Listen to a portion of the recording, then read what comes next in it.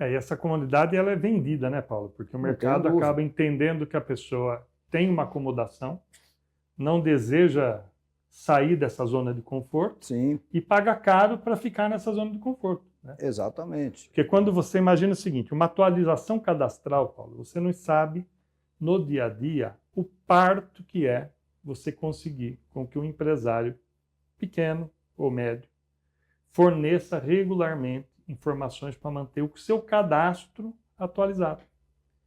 E por vários preconceitos ou desinformações. E aí, sem um cadastro atualizado, você tem limite operacional mais estreito. Por vezes as portas se fecham. Sim. Por vezes a taxa que você está pagando é mais cara.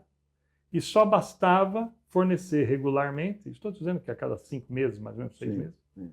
os dados corretos do seu negócio. A omissão dos dados encarece o crédito.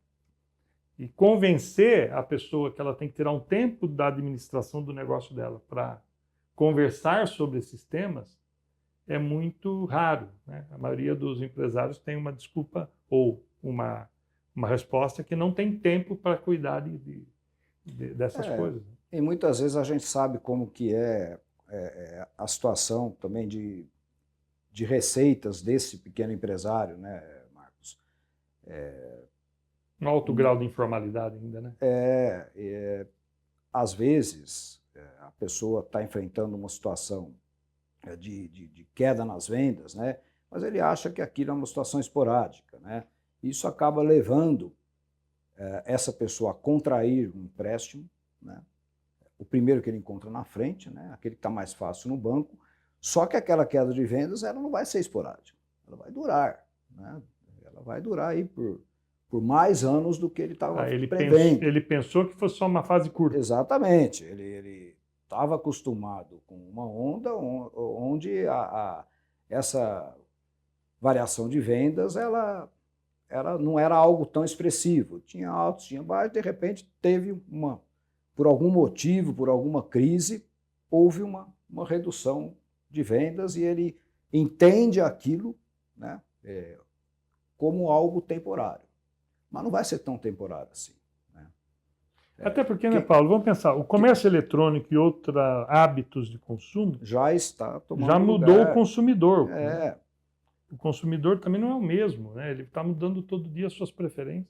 Grandes empresas que estão enfrentando essa situação de queda de vendas físicas, né? Isso a gente tem muito dados sobre isso, né? Em algumas pesquisas aí, que inclusive eu já trabalhei, já orientei, elas têm uma outra situação financeira. Uma grande parte do dinheiro delas está aplicado em títulos financeiros. Então, aquilo que ela está perdendo na venda física está compensando no rendimento financeiro. Perdeu de um lado, ganhou do outro. Às vezes até mais. Não é o caso do pequeno empresário. Sim. Não é o caso. Então, ele não tem como fazer essa compensação. Ele não tem essa renda passiva, né?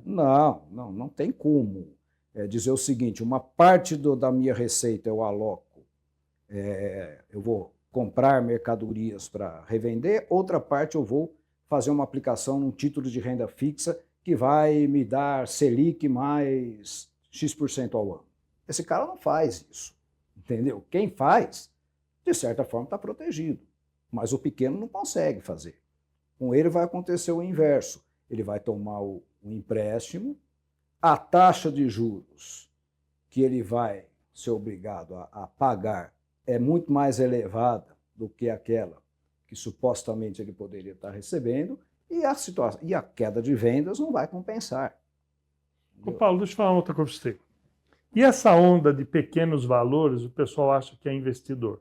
Porque também deu uma onda de uma super oferta de plataformas de investimento, que aí o cidadão sobra R$20 no dia e alguém convence ele que ele consegue ser investidor a partir desse volume insignificante. Não, e esse troço está na internet, o pessoal acredita mesmo que eles vão ter uma renda passiva ou vai viver de renda fazendo investimentos, entre aspas, milagrosos, né? Essa essa onda não é perigosa porque a gente parece que desacredita no trabalho e começa a acreditar que a especulação, ou o jogo do tigrinho, ou qualquer coisa Exatamente, mágica vai mudar o meu nível de vida. A gente está vivendo, né, só um parênteses, né, Marcos? Você sabe melhor do que eu, uma onda meio esquisita no país, né? O sujeito ele é um trabalhador que trabalha às vezes 12, 18 horas e estão taxando esse sujeito como um empreendedor, como se ele fosse um Bill Gates, né? Ou um Elon Musk, não é? E daqui a pouco, eu já vi também essas comparações, né? Estão pegando um cara aí pela internet para fazer esses pequenos investimentos e querem transformar um cara num George Soros, né?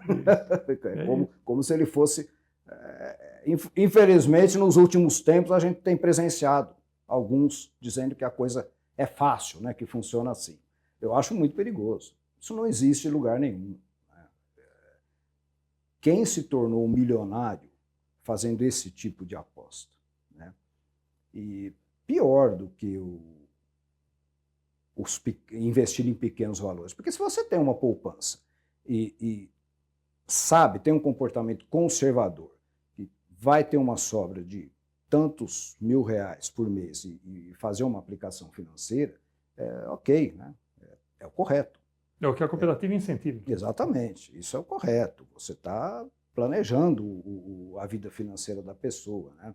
E ela não está deixando de perder os recursos que ela está poupando, né? Agora, a onda pior que a gente tem visto é essa história dos jogos, né? Das chamadas bets, porque isso está comprometendo renda de quem tem baixa renda, né? Dinheiro que poderia estar indo para o consumo, né? Que inclusive é o que movimentou a economia nos últimos anos. Foi o consumo. Foi o consumo, principalmente por conta de programas sociais, aumento do Bolsa Família. Quem é contra isso não entende qual que é o papel do consumo nos agregados macroeconômicos, né? E o grande problema é que, de repente, uma parte desse dinheiro está sendo direcionada para outra finalidade. Deixa eu fazer a cooperativa, pessoal. As cooperativas Sicoob recentemente divulgaram justamente peças publicitárias para desmistificar o que alguns podem estar confundindo jogos de azar de vários tipos com investimento, né? Porque a coisa é vendida assim, você entra com 200 e daqui a pouco você vai ter 1.000, né? É como se fosse isso. Só que por trás nós temos um jogo de azar, né? E não um investimento. E é necessário esclarecer as pessoas sobre isso. Claro, é uma educação financeira também, né? Tá.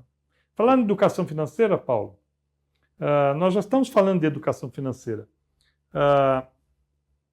Vamos dizer assim, o mais conservador são aquelas pessoas que procuram, por exemplo, uma cooperativa de crédito, porque entende que ali, ainda que a remuneração não é extravagante, mas está fomentando a economia local, já que a cooperativa usa os recursos aplicados nela para emprestar para os próprios cooperados, que por acaso são empregadores ou negócios locais, né? E existem outras aplicações que o cidadão, sei lá, pode aplicar um dinheiro e o dinheiro dele fomentar um negócio, sei lá, em outro país, ou em outro estado. Então, me diga uma coisa, você compreende que o papel das cooperativas, elas deveriam, de crédito, se elas deveriam focar só mesmo na parte financeira, ou você acredita que a cooperativa de crédito poderia ter um outro papel que não fosse só essa coisa de parecer com um banco, né? Fazer as mesmas coisas, os mesmos produtos? O que você entende que é o papel de uma cooperativa de crédito? Ela é o fomento local ou ela só deve mesmo buscar uma melhor rentabilidade para o seu cooperado e fim de papo? Olha, Marcos, pode ser que eu me engane, mas eu acho que o papel principal é o fomento local.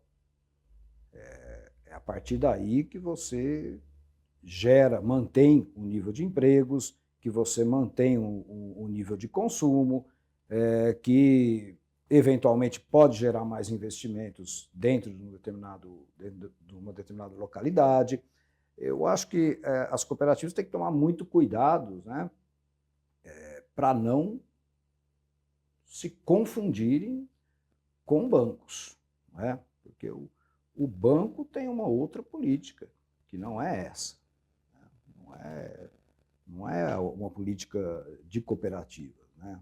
Então, eu acho que tem que tomar muito cuidado, olhar o micro, pequeno empresário, né, de uma forma diferente daquela que olham os bancos, porque os bancos privados, o que eles têm uma carteira tradicional de clientes, né, é a política deles, né? Esse crédito que eles fornecem é um crédito concentrado em clientes tradicionais, porque o que o banco faz? Ele tem, de um lado, novos clientes dos quais ele tem baixa informação, né? E tem os outros antigos que ele tem boa informação. Então, ele vai direcionar mais crédito para esse que ele tem boa informação, porque o risco é menor, e esse aqui vai ficar naquilo que a gente chama de economia, né? Ele vai ficar com crédito racionado. Ele é uma vítima de racionamento do crédito bancário. As cooperativas deveriam entrar para suprir essa lacuna. É lógico que não vai dar crédito para inadimplente, não é isso.